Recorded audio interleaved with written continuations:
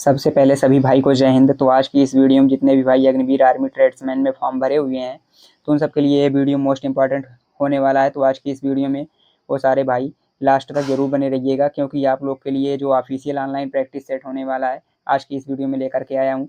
जैसे कि आपका जो पहले एग्जाम हो चुका है उन सब में ये सारे क्वेश्चन पूछे जा चुके हैं। तो आज की इस वीडियो में आप लोग लास्ट तक जरूर बने रहिएगा, क्योंकि ये आपके एग्जाम के लिए मोस्ट हेल्पफुल रहेगा। तो जैसे कि आप लोग को मैं बता दूं कि अगर आप लोग को इसका PDF चाहिए तो डिस्क्रिप्शन बॉक्स में हमारे टेलीग्राम ग्रुप का लिंक दिया गया है, आप लोग वहाँ से हमारे टेलीग्राम ग्रुप को ज्वाइन कर लीजिएगा। आपको वहाँ पर PDF मिलता रहेगा। जैसे कि मैं आप लोग को बता दूं, कल से आप लोग का प्रैक्टिस सेट चालू होने वाला है। तो कल से मैं डेली एक प्रैक्टिस सेट या 2 प्रैक्टिस सेट जितना हो पाएगा उतना आप लोग को प्रोवाइड करता रहूँगा। तो चलिए आज की इस वीडियो को शुरू करते हैं। तो सबसे पहला क्वेश्चन आज का दिया गया है, अजंता और एलोरा की गुफाएं किसका हिस्सा थी? अजंता और एलोरा की गुफाएं किसका हिस्सा थी? तो इसका जो राइट आंसर हो जाएगा आपका ऑप्शन ए हो जाएगा, बौद्ध। यानी कि अजंता और एलोरा की गुफाएं किसका हिस्सा थी? तो बौद्ध का हिस्सा थी। चलिए अगला क्वेश्चन देखते हैं। अगला क्वेश्चन है, निम्न में से कौन सा फुटबॉल खिलाड़ी अंतरराष्ट्रीय विकलांग प्रतियोगिता के लिए सद्भावना प्रतिनिधि नियुक्त किया गया? तो निम्न में से कहा गया है कि फुटबॉल खिलाड़ी जो होते हैं अंतरराष्ट्रीय विकलांग प्रतियोगिता के लिए सद्भावना प्रतिनिधि नियुक्त किया गया। तो कौन थे? तो इसका जो राइट आंसर हो जाएगा आपका ऑप्शन बी हो जाएगा, नेयमार। चलिए अगला प्रश्न देखते हैं। अगला प्रश्न है, सचिन तेंदुलकर किस खेल से संबंधित हैं? तो सचिन तेंदुलकर किस खेल से संबंधित है? आप लोग को भी पता होगा, तो ये क्रिकेट से संबंधित थे।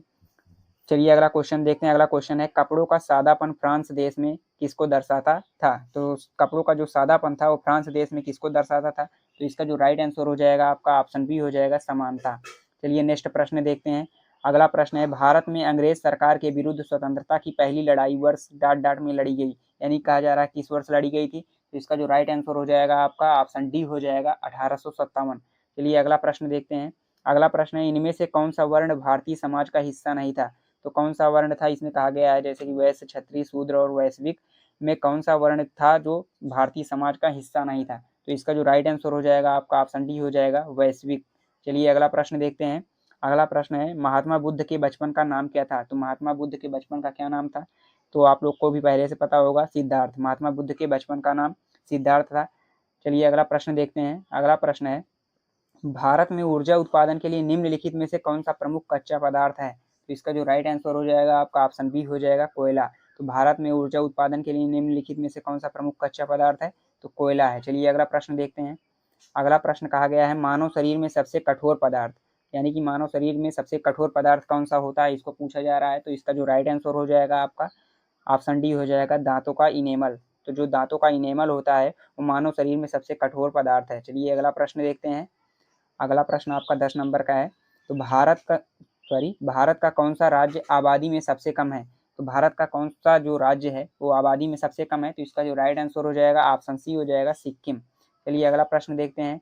अगला प्रश्न है, 2019 में हुए लोकसभा चुनावों के बाद किस प्रधानमंत्री के नेतृत्व में सरकार बनी? तो जो 2019 में हुए लोकसभा चुनाव हुए थे उसके बाद प्रधानमंत्री के नेतृत्व में जो सरकार बनी थी वो किसकी बनी थी? तो इसका जो राइट आंसर हो जाएगा आपका ऑप्शन बी हो जाएगा, नरेंद्र मोदी। चलिए अगला प्रश्न देखते हैं। भारत का राष्ट्रपति ... वर्षों के लिए चुना जाता है। तो भारत का जो राष्ट्रपति है कितने वर्षों के लिए चुना जाता है? तो इसका जो राइट आंसर हो जाएगा आपका ऑप्शन सी हो जाएगा, 5 वर्ष। चलिए अगला प्रश्न देखते हैं। अगला प्रश्न है, किस देश के बीच की लड़ाई को ओपियम वार का नाम दिया गया?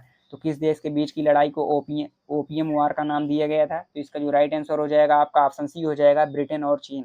तो ब्रिटेन और चीन के जो बीच लड़ाई हुई थी उस वार को ओपियम वार का नाम दिया गया था। चलिए अगला प्रश्न देखते हैं। अगला प्रश्न है, रिपब्लिक टीवी चैनल की शुरुआत किसके द्वारा की गई थी?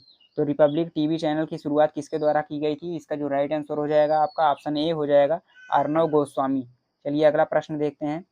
अगला प्रश्न है, हरिजन सेवक संघ का गठन किसने किया? तो हरिजन सेवक संघ का गठन किसने किया था? तो इसका जो राइट आंसर हो जाएगा आपका ऑप्शन बी हो जाएगा, गांधी जी। चलिए अगला प्रश्न है, सही विकल्प चुनना है, इसमें बताना है सही विकल्प क्या है। तो कार का जो संबंध होता है, यानी कि जो कार होती है वो कहाँ पे खड़ी होती है? मोटर घर में। और जो पोत होता है, पोत जो जहाज होता है, जहाज पानी की जहाज जो होती हैं, यानी कि समुद्रों में जो जहाज होते हैं वो कहाँ पे खड़े होते हैं?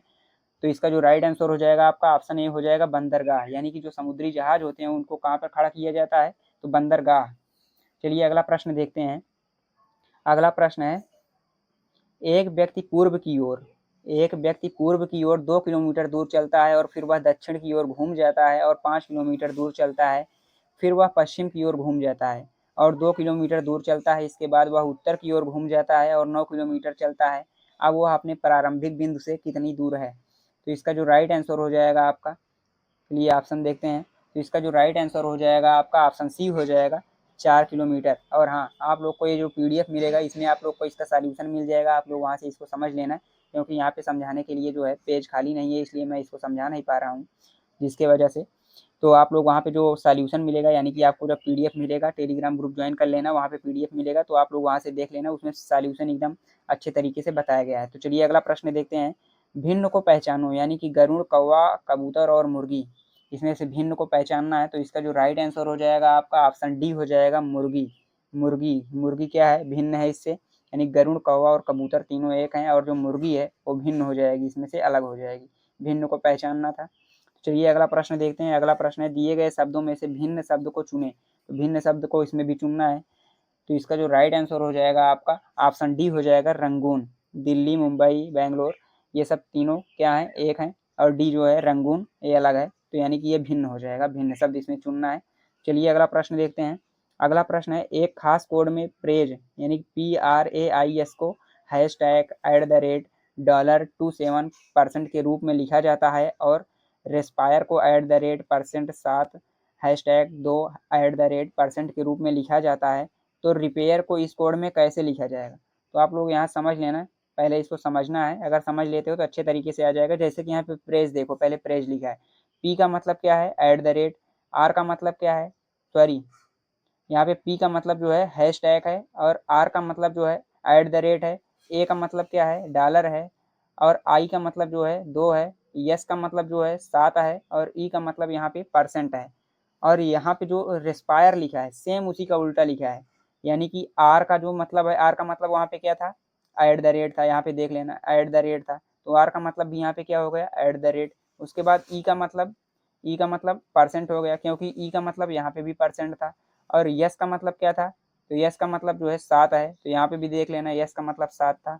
उसके बाद पी का जो है, यहाँ पे पी है हैशटैग, यानी कि पी यहाँ पे भी हैशटैग था।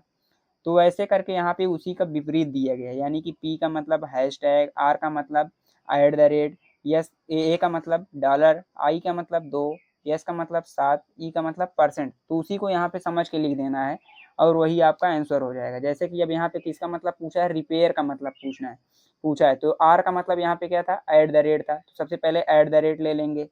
उसके बाद ई का मतलब जो था, ई का मतलब ले लेंगे। तो इस तरह जो आपका कोड बन के तैयार हो जाएगा वही आपका राइट आंसर हो जाएगा। तो इसका जो राइट आंसर हो जाएगा आपका ऑप्शन डी हो जाएगा। जैसे कि यहाँ पे आर का मतलब एट द रेट, ई का मतलब परसेंट था, पी का मतलब हैशटैग था, ए का मतलब डॉलर था, आई का मतलब 2 था, आर का मतलब एट द रेट था। तो यही आपका क्या हो जाएगा? आंसर हो जाएगा। और हाँ, इसका आपका सॉल्यूशन में पूरा अच्छे तरीके से दिया गया है, वहाँ पे आप लोग देख सकते हैं और समझ सकते हैं। चलिए अगला प्रश्न देखते हैं।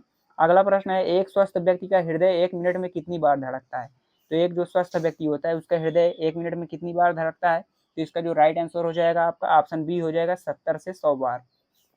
चलिए अगला प्रश्न देखते हैं। अगला प्रश्न है, निम्न में से कौन सा अन्न विश्व में सबसे अधिक खाया जाता है? तो कौन सा अन्न है जो विश्व में सबसे अधिक खाया जाता है? तो इसका जो राइट आंसर हो जाएगा आपका ऑप्शन डी हो जाएगा, चावल।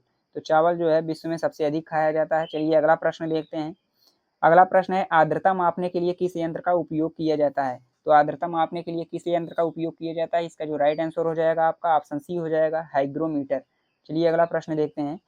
अगला प्रश्न है, पीलिया डाट डाट में संक्रमण के कारण फैलता है। तो पीलिया किस संक्रमण के द्वारा फैलता है? तो इसका जो राइट आंसर हो जाएगा आपका ऑप्शन सी हो जाएगा, यकृत।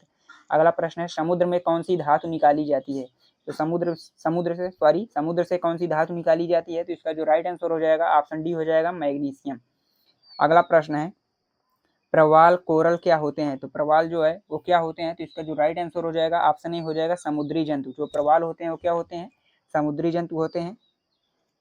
अगला प्रश्न है, राष्ट्रीय रासायनिक प्रयोगशाला कहाँ स्थित है? तो राष्ट्रीय रासायनिक प्रयोगशाला कहाँ स्थित है? इसका जो राइट आंसर हो जाएगा ऑप्शन बी हो जाएगा, पुणे में।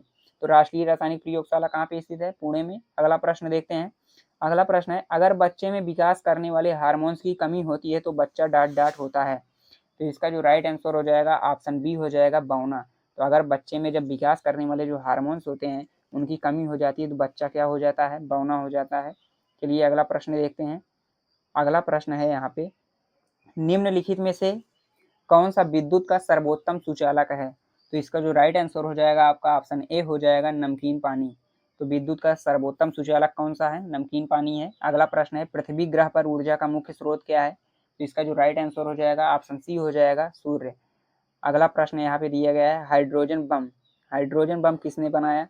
तो हाइड्रोजन बम किसने बनाया था? इसका जो राइट आंसर हो जाएगा आपका ऑप्शन बी हो जाएगा, एडवर्ड टेलर ने।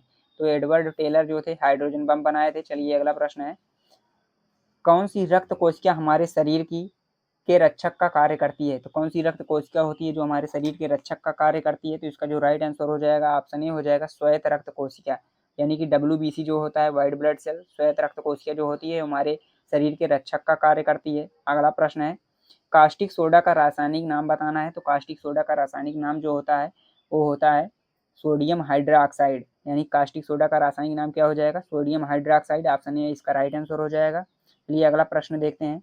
अगला प्रश्न है, निम्नलिखित में से कौन सा कृत्रिम रेशा है? तो कृत्रिम रेशा यानी कि जो मनुष्य के द्वारा बनाई जाती चीजें हैं वो सब क्या है? कृत्रिम है। और जो प्रकृति से मिलती हैं उनको प्राकृतिक चीजें बोलते हैं, यानी कि नेचुरल थिंग्स। तो इसका जो राइट आंसर हो जाएगा आपका ऑप्शन सी हो जाएगा, नायलॉन। तो नायलॉन क्या है? एक कृत्रिम रेशा है। चलिए अगला प्रश्न है, कौन सा अधातु, तो कौन सा अधातु है जो पानी शुद्धिकरण के लिए प्रयोग किया जाता है? तो कौन सा अधातु इसमें बताना है कि पानी शुद्धिकरण के लिए प्रयोग किया जाता है। तो इसका जो राइट आंसर हो जाएगा आपका ऑप्शन डी हो जाएगा, सल्फर। चलिए अगला प्रश्न देखते हैं। अगला प्रश्न है यहाँ पे, खाली स्थान भरें, यानी कि 15 का स्क्वायर इक्वल टू क्या हो जाएगा? तो इसका जो राइट आंसर हो जाएगा आपका ऑप्शन डी हो जाएगा, 15 15 में 225। आगे अब आपका जितने भी मैथ के क्वेश्चन हैं आप लोग इनको अच्छे तरीके से सॉल्व कर लेना। PDF प्राप्त करने के बाद वहाँ पे PDF में इसका सॉल्यूशन भी दिया गया है। अगर आप लोग को जो भी क्वेश्चंस ना आए आप लोग वहाँ से देख लेना। अगर आप लोग को ये जितने भी क्वेश्चन मैथ के दिख रहे हैं, अगर इनमें से कोई भी प्रॉब्लम होता है मैथ में, तो आप लोग जरूर कमेंट करके बताना, हम उस पर भी वीडियो बनाने की कोशिश करेंगे। क्योंकि यहाँ पे हम इसलिए इसको सॉल्व नहीं करा पाते हैं क्योंकि यहाँ पे प्रॉपर व्यवस्था नहीं है, जिसकी वजह से मैं आप लोग को ये मैथ के क्वेश्चन सॉल्व नहीं करा पाता हूँ। लेकिन फिर भी अगर आप लोग को कोई भी मैथ में प्रॉब्लम होता है तो आप लोग ज़रूर कमेंट करके बताना, तो उस पर मैं वीडियो बनाने की कोशिश करूँगा। तो आज की इस वीडियो में बस इतना ही, मिलते हैं नेक्स्ट वीडियो में। तब तक के लिए जय Hind, bye bye, take care.